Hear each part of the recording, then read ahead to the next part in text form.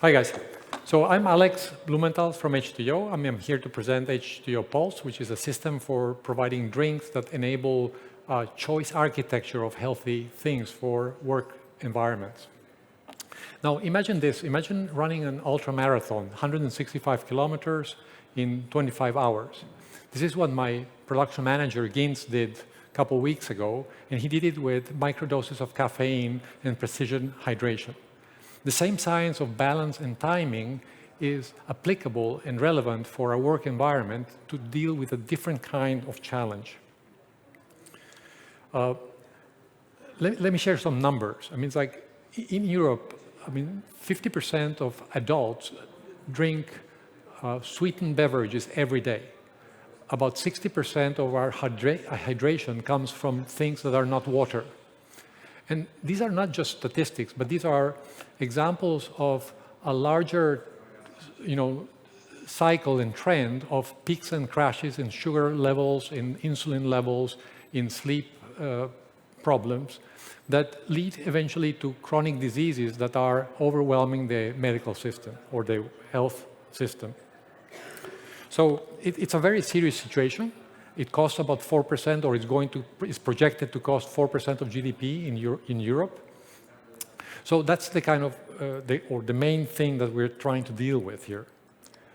Now, learning from University of California, San Francisco, where they implemented a very heads-on approach to eliminate sugary drinks from all campuses, what we learned from them is that there are three key pieces that are necessary for these programs to work. Removal of the sweetened drinks is not enough. They realize that there needs to be a smart choice architecture to support that transition.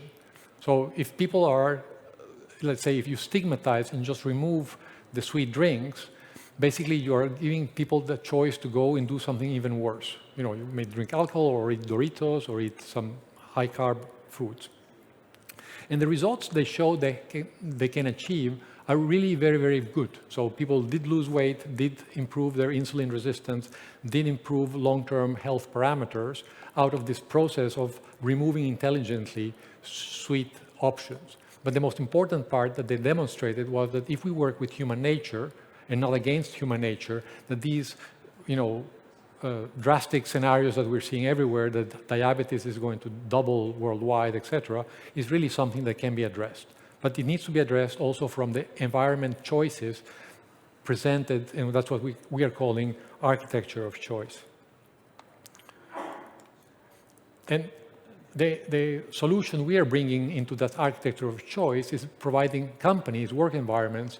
Here, this is the first product. It's a drinks dispenser, if you will, but it's based on three key technologies. One is the microdosing, so smart dose we call, which allows us to deliver energy in the doses that your body needs. Your body doesn't need big coffee cups. If you overload your system with caffeine, you're simply putting way too much caffeine to deal with the buildup of, it's creating buildup of cortisol in your body. If you are actually microdosing, and this is what the ultra runner experience was providing and showing, that you learn to adapt to your own body rhythms, and it contributes to stable energy instead of having peaks and crashes. The same goes for our sweetener solution. We're calling it NeoSweet.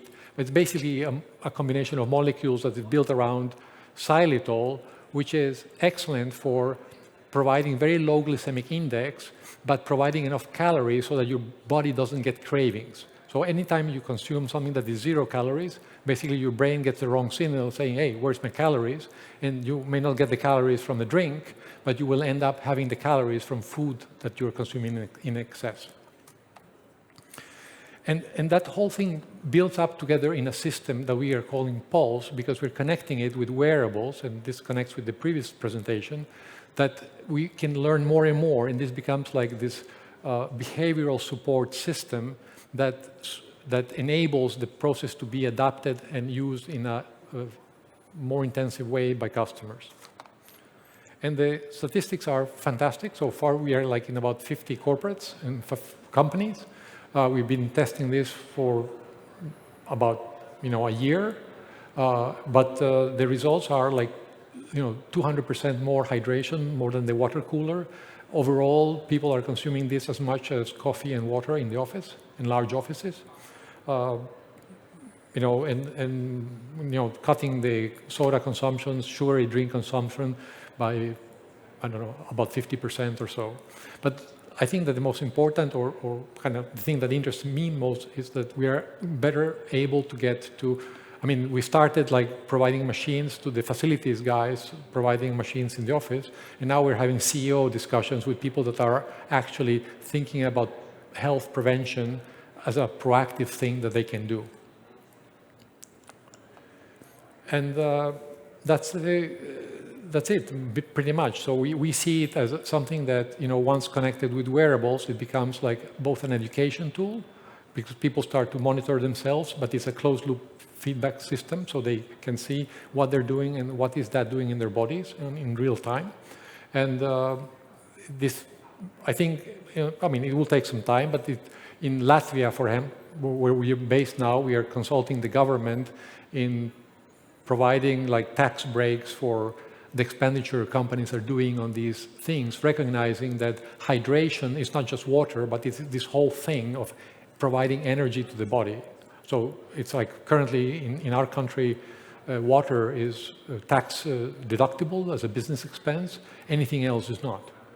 And that's the first thing we want to change at the policy level. But for companies, it's very simple. We're going to young, tech, fast-growing companies that are super eager. So most of our clients are IT, fast-growing, some unicorns, etc. And I think that this is the future. It's a data-centric, personalized way that supports people in their process of stabilizing their rhythms. So it's not discriminatory. It's not stigmatizing people who have trouble with managing their body weight, which is something that we observe. So when we come to companies and say, well, what is your situation? They say, oh, well, yeah, we realize we are being quite discriminatory against people that have issues with weight. Anyway, so that's my message to you today.